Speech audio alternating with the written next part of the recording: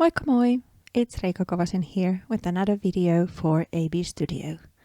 This time I'm making an art journaling spread.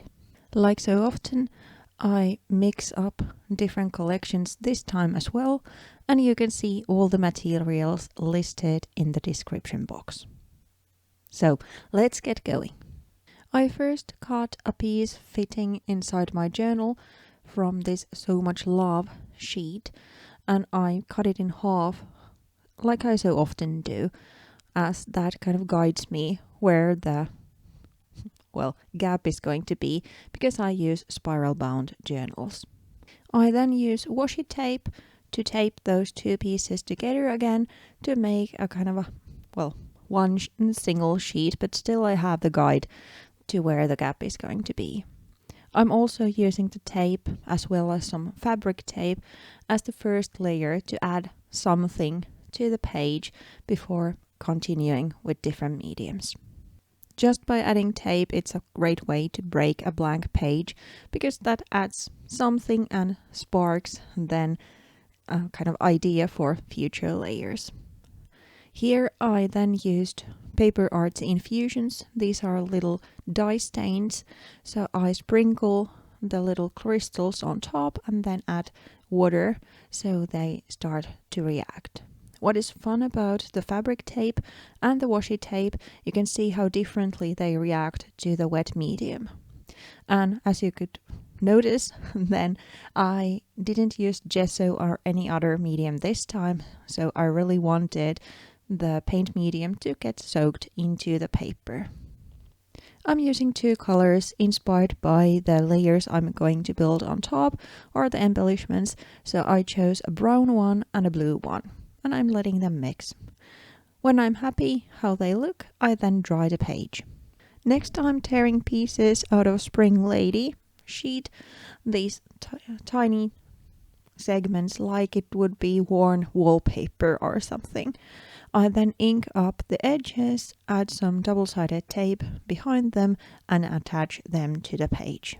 With the inks I follow the same color scheme I already have going, so it's brown and blue again, and I'm mixing the two colors. When I then have the flatter layers done, it's time to add a little bit of dimension to the background before moving the sheets to my journal. For that I'm using modeling paste and an A.B.Studio stencil. The stencil is ID 505 and it has this wonderful wallpaper kind of motif, so it goes well with the kind of interior design thing I kind of try to mimic with my choices.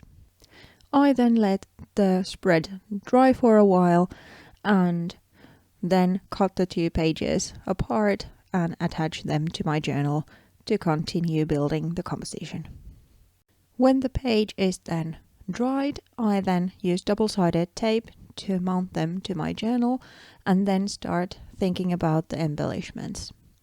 My main focus are these Milky Valley kind of holiday die cuts, and I picked up one window and one fireplace from those, and that's why I'm trying to mimic wallpaper or interior design as such, because they are going to opposite pages and kind of giving an idea of an interior of the house.